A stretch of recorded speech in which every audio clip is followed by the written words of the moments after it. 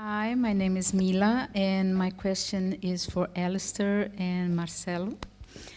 And I'm wondering, how do you involve and convince the former staff of your museums to change their point of view to make a more social relevant museum?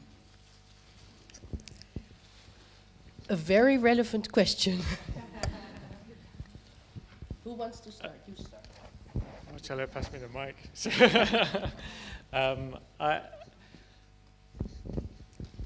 Well, when I started, I gave a presentation to all the staff. That was part of my interview, very clearly stating what I wanted to do.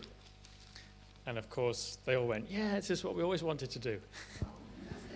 But then when you start doing it, they go, "Well, we didn't mean that much." So it's kind of an ongoing process, but I don't know. I think a lot of the things that we're trying to do and we're proposing are quite logical and straightforward. They're just not necessarily logical and straightforward in the traditions of contemporary artland. But things like education, like the people who do education in a museum, of course they want to do all this stuff. Kind of the really smart, bright curators, of course they want to do this stuff. It's more interesting, right? So I don't think it's not necessarily a difficult sell in the idea of doing it, but how you do it, how you implement it, and the texture and the feel is quite difficult. Because what I've noticed recently, and we discussed this a lot, and something I'm working on, is that in terms of because what happens is new types of people come to the museum, and you've basically got an institution that's used to a particular type of person coming to the museum all the time, like the nice middle class, polite, well-behaved white people, like you, who come like me, and then you obviously get a much more diverse audience or much more diverse usership, and it's quite difficult for the mechanisms and the processes of an institution the way it's been traditionally to actually work with those people. So, for example, the people that work in the galleries have trouble knowing how to actually work with someone who's got mental health issues, or working with someone who's really depressed. I mean, a good case is one of the artists in the show that we did with. We made it with a lot of the kind of local migrants and asylum seekers. One of the guys we worked with was he was a refugee from Iraq. And he used to be the interior designer for Saddam Hussein's palaces. And he'd gone through years of torture because he was seen as being kind of complicit in the regime, even though he wasn't. He moved to Britain, and he moved to Middlesbrough, and he was very depressed. And a week before Christmas, he committed suicide. And this is someone that the gallery staff had been working with, and so on, and they just aren't used to working, as it used to be called, in the real. They're used to working in white walls. And suddenly to feel like you're working on the one-to-one scale is a massive transition for people. And that's a real challenge, but then when it works and when it bites, then it's far more rewarding. The first thing I believe is not to tell anyone that from now on you're going to be social relevant, but try to understand first what participation could mean. I believe that participation is another concept that now became just like program, something that's lost a bit the meaning. So participation could be at least a possibility of have a critical thinking regarding what you are doing. And so the question is, how can you build a strong relationship between the museum working force and not you start to forget that you are also part of this working force and not you are something above of it. So, and the main question is, I became once again Walter Benjaminian, and I really believe that it's not a joke when I said you should not tell your working force from now on you're gonna be social relevant, because the main question is what could be happening in this moment of distraction when you are not really realize what was happening, and suddenly you can have a kind of illumination during your working process. So that's one of the reasons that the using the theater became so important for my experience at the museum. But not the official theater, not in a way that you are saying that you are doing theater, but how can you stay some situations inside the museum, and in that moment, this kind of illumination can happen. And of course, if you start to work in that kind of a dynamic, you should be prepared to hear no. And you should be prepared that if you are open this door, of course, someone can say to you, I don't agree with the strategy you are trying to work in this place. But once again, how to negotiate this, and could be in a hard way, it could be also in this moment of distraction. That's it. Negotiation, transparency, the implementation of change. That was very much your topics. I wonder why you asked that question. Is it something that you are familiar with in your field as well, the difficulty? Yeah, I will speak about this a little later. But I asked both because they're both directors of museum. I think inside the museum field, there's a very strange ways of learn or how to understand what museum is. I'm very much agreed with Alistair, that when he said that when the program is above the building fades. I think it's just like this. I saw happen before, but for some elements inside the museum, this is a loss. So for the directors, I think it would be very clear because they have a program inside their heads. But for working people inside the museum, it's not so clear. So it could be a very stress point. I want to ask the director in the room, is she still present? Do you make notes? Very important. You have great. You may stay over lunch, but you had a question first, right? I saw your hand, and then wait 1 minute, and then you're the second. Yes. Ich breche mal gerade das Eis für das Deutsche, glaube ich, das erleichtert es auch ein bisschen. Das heißt, einmal kurz, sorry. Mich würde interessieren, und zwar tatsächlich Sie alle, die Sie da jetzt auf dem Podium sitzen, sowohl die Museumsdirektoren als auch die Museen analysieren, wie Sie in diesen Zusammenhängen, die Sie geschildert haben, die Rolle der Educators sehen. Denn das bedeutet ja schon auch eine gravierende Veränderung der Rolle, und ich glaube, das beschäftigt viele hier im Raum, was das denn dann eigentlich für unsere Arbeit bedeuten kann. Eine fundamentale Frage, a very fundamental question, the role of the curators. The educators. Sorry. Very Freudian. Karen. Earth calling Karen. Thank you. So the role of educators, I mean, I can speak about the specific context that I spoke about in my presentation, the Museum of Islamic Art. And there was a huge investment there in the education department and a strong drive that this should be a museum that was led by education, even though the museum itself was constructed as one that was very hard to make it work in that way. So the education staff had a really tough job because they had a museum that in its permanent displays didn't really communicate with the audience at all. Unless you were a world expert on Islamic art, you didn't take much away from that museum. So the programs had to be constructed to somehow bridge an enormous gap. And then there was the additional issue that people were simply not coming to the museum. There is no tradition of museum going in schools in Qatar. It's not seen, it's not part of the curriculum. It's not really supported by the Education Council. So the work that they had to do was much bigger than just developing programs. It was about changing the way people think in relation to the museum and trying to create this idea that museums could provide education and that informal learning was valuable, that learning did not always have to take place within the museum.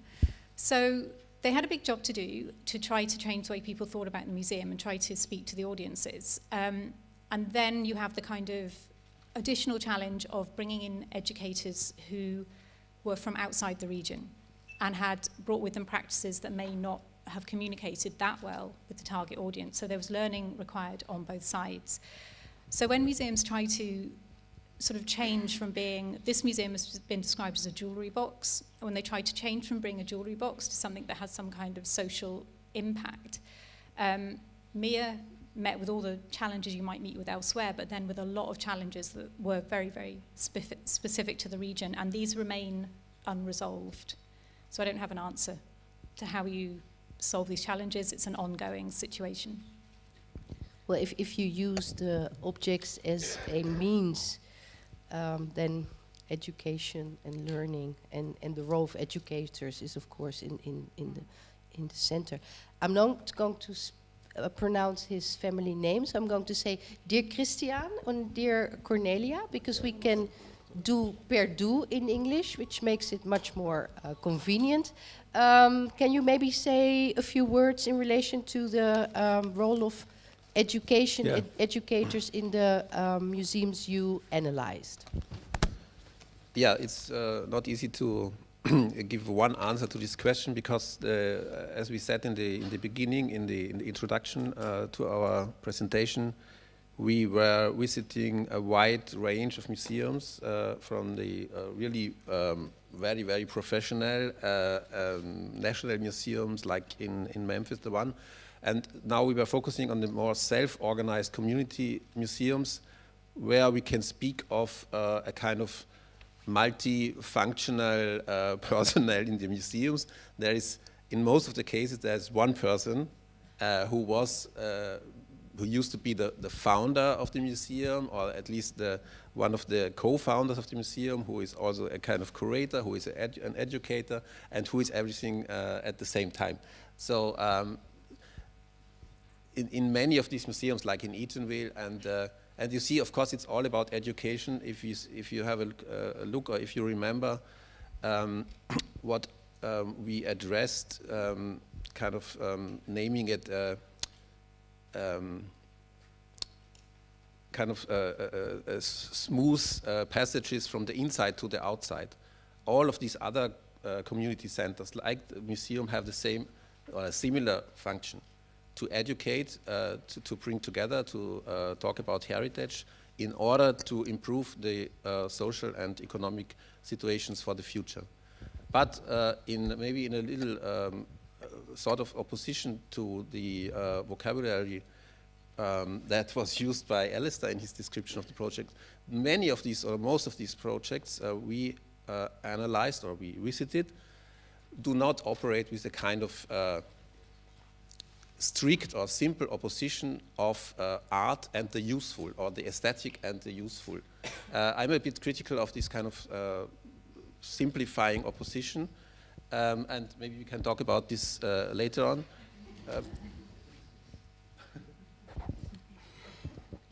Do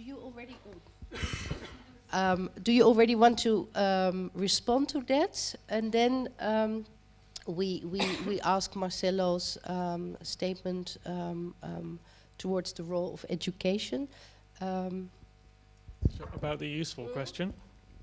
Yeah, I mean, we were talking about this yesterday actually, and what I want to, again, is I use the word useful in quite a blunt way as a tool itself, because it is within a kind of Anglo context, it is a provocation, and willfully so.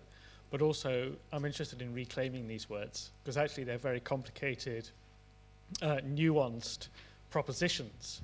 And actually, if we move away from this idea of usefulness or use being something that's quite blunt, and being something that is actually very, and in a way done by the dumb people, like the not very bright people, as opposed to being something that is emancipatory, that is sophisticated, that is unexpected, and is actually quite challenging, rather than being something which is very straightforward. I think that's the way to think about it. So we need to reuse the idea of usefulness. We need to repurpose it, and I think that's some of the discourse that we're having at the moment.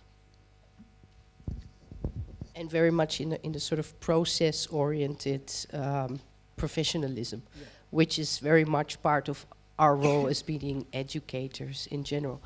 Marcelo. There is a very strong question, let's say, embedded in your question, that because when we talk about the educators or the education, we almost never thinking about how the institution could learn. We always talk in the other directions. So the question will be like, could we create a system where the educators could help the institution to learn from the community? And because quite curious how when you are visiting, going to museums right now in Europe, and we really start to notice how the museum doesn't know anymore, and how the museum is a bit lost about the connections with the community, how to present, how to exhibit an object, how to escape from the strong discourse of art history. So you have a lot of issues, but at the same time, the museums still take the same hierarchical position of being the place that someone who knows, and never been the place of someone who needs to learn again. Beautiful. Adds the dimension to your schools and museums, as us as professionals are always in school as well. Can I just add to that, and in a way that follows from what I was saying, that when I talk about usership, what we mean about is breaking down the tradition of there's the audience. So there's you, the museum, and this mass of people out there that you somehow have to get into the museum, or have to get them in to educate them, or actually it's not just two-way, there's a multiplicity of ways. Everybody is a user of the museum, including the staff, the education team, the cleaners, the school groups, whoever it might be. Everybody is using that mechanism in an ecology rather than as a machine necessarily. I want to give floor to one of the two directors who is in the room here. My dear, who are you? From which museum, or do you want to stay anonymous? No. My name is Ute Husmeier-Schillitz, and I'm the director of the Clemens Selbst Museum in Neuss, which is a city just around the corner. And I have heard so many interesting things about how the museum can be changed into a social institution. But from my perspective as director, I always have to sell full price tickets, and so the question I would like to ask to you is more from the financial perspective. So if we want to be the museum a more social place, open to all different areas of the society, then do we have as a precondition make sure that the economic aspect has to be just like somehow eliminated, so that the financing of the museum has to be done in another way? And that is the question I would like to ask to you. How do you see the future of financing museums? Thank you. Whoa, how much time do we have? I know this will also be part of the last discussion when we talk about the constraints of museum work, where of course financing and cultural entrepreneurship and visiting numbers plays a role as well. But maybe one, or also Karen. I mean, you come from this.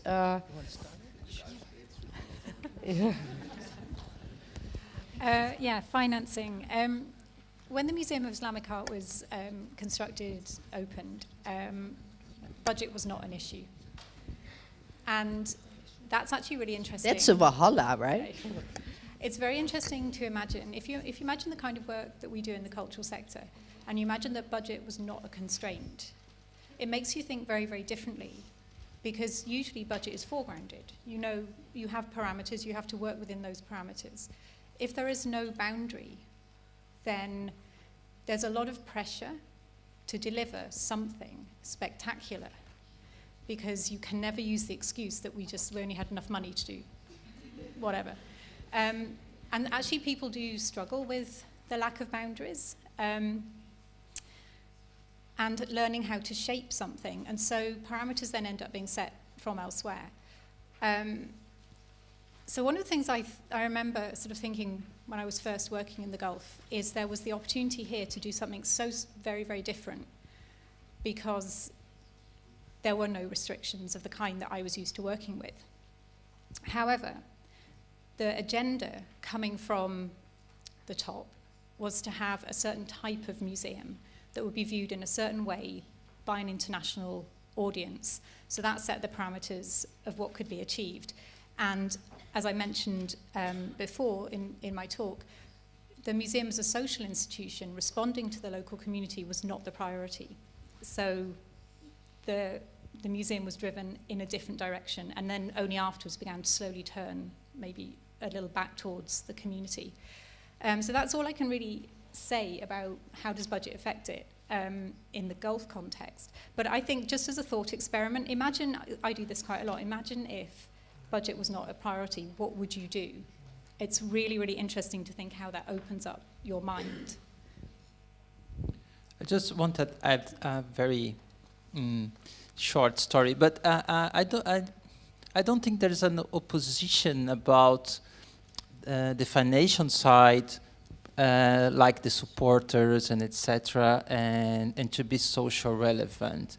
I'm thinking about German experience, let's say, and in the industry in the beginning of the century or in the last century, like the Braun company that has created another way of working inside the factory. So they believe that for that reason that work could have a more productive experience inside the factory, and also to produce a much better shaver or something like that. So, or also the Waldorf family, and that request to Rudolf Steiner to create a methodology for the workers in the factory. So even here in Germany, you have a lot of, let's say, parallel stories regarding the industrial development. Maybe you can learn from that kind of experience. We don't have all these pressures regarding how to have money for the museum, and we start to create this kind of opposition in our imagination that to be social relevant, you need to be very poor. But at the same time, and you can find a balance in the middle, and just history is always fascinating, right? Because Marion Ackerman, you are the mater familias of this project. In the first discussion round, I think you can have the last comment or last question. And because you are the mater, you get the green mic. I don't know why, but it feels good. Which part of audience I should face?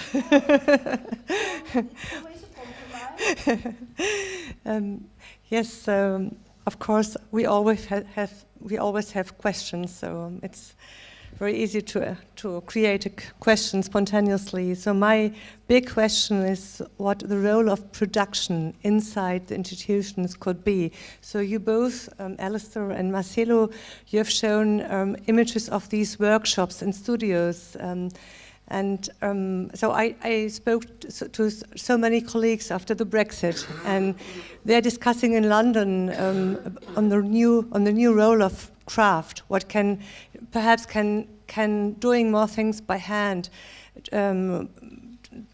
working both the processes of productions inside the institutions help perhaps the society which is drifting in two parts, bringing them back together, especially in England, where you have a society of distinction through language. And then we will be in Johannesburg next week, Marcelo, and we will meet William Kentridge. William Kentridge did a very successful project with people in his quarter of the city to work in a big studio. And so my question is, what is the role of production creativity inside the institutions in the future? And if you give an interesting answer, you are allowed to come also to Joburg, right? Do you want to comment? But it's a sort of okay. Yeah. Although it's a sort of sacred code that everybody sitting here can also say something. Hier gibt es auch noch eine weitere Frage im Raum. Ah, there's also another question. Oh, sorry. Does it relate to this question? Eine davor sogar. Also deshalb, es ist schon ein bisschen was her. Ich hatte mich schon zweimal gemeldet, aber es ist nicht schlimm. Das heißt, ich hätte das letzte Wort. Nach Frau Ackermann. Isabel Hufschmidt vom Museum Volkwang. Tatsächlich habe ich eine Frage zur vorherigen Frage zu den Educators. Denn wir sind gerade in einer Kooperation für ein wissenschaftliches Projekt, das eigentlich auch das Aufsichtspersonal mit einbezieht als in seiner Vermittlerrolle. Also wenn ich selber auch in ein Museum gehe als Besucher, ist mir so schon so oft vorgekommen, dass ja, das Aufsichtspersonal einen sogar über das Bitte nicht berühren hinaus informieren.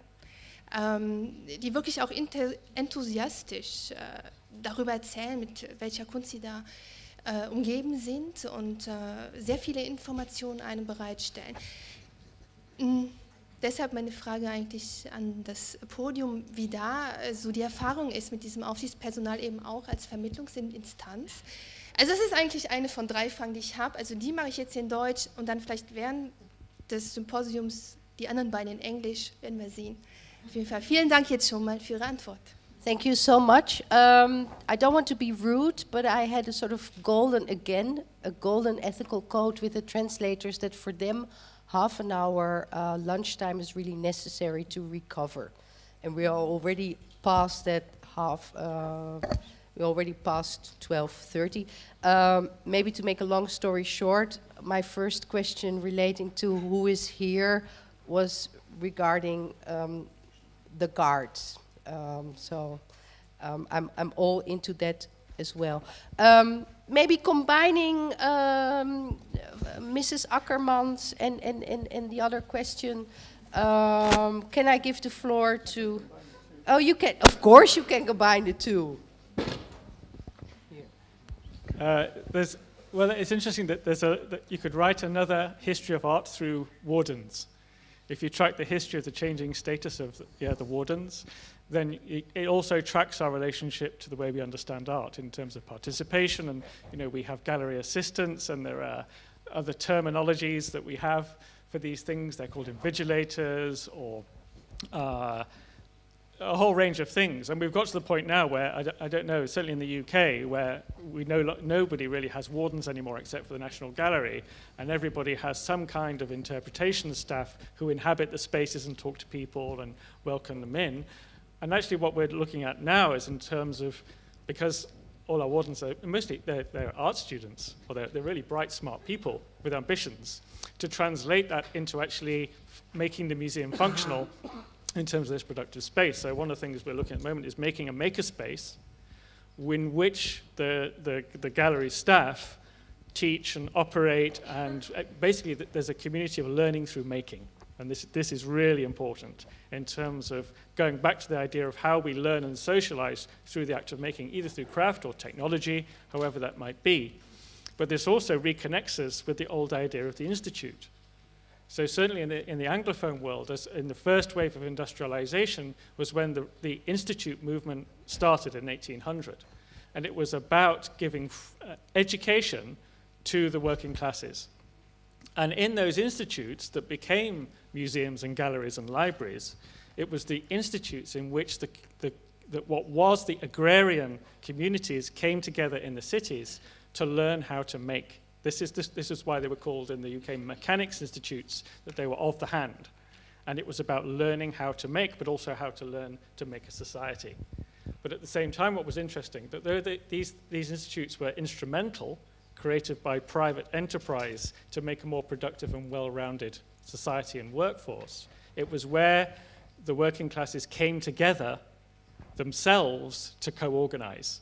So unions, women's liberation, the Labour Party, all the free vote for all were instigated in the Institute movement, in the proto-museum. This is where society transformed itself, certainly in the UK in the 19th century. So I think there's, in terms of not reenacting history, but in terms of learning from that almost past present, we can revisit again these things that worked in lots of ways. They didn't work in lots of ways, but they did work in lots of other ways.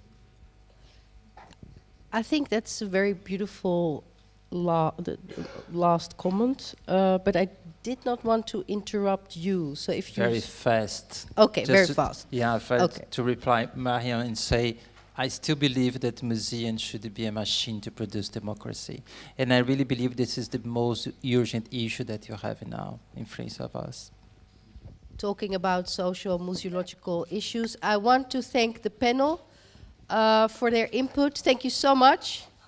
An extra round of applause, please.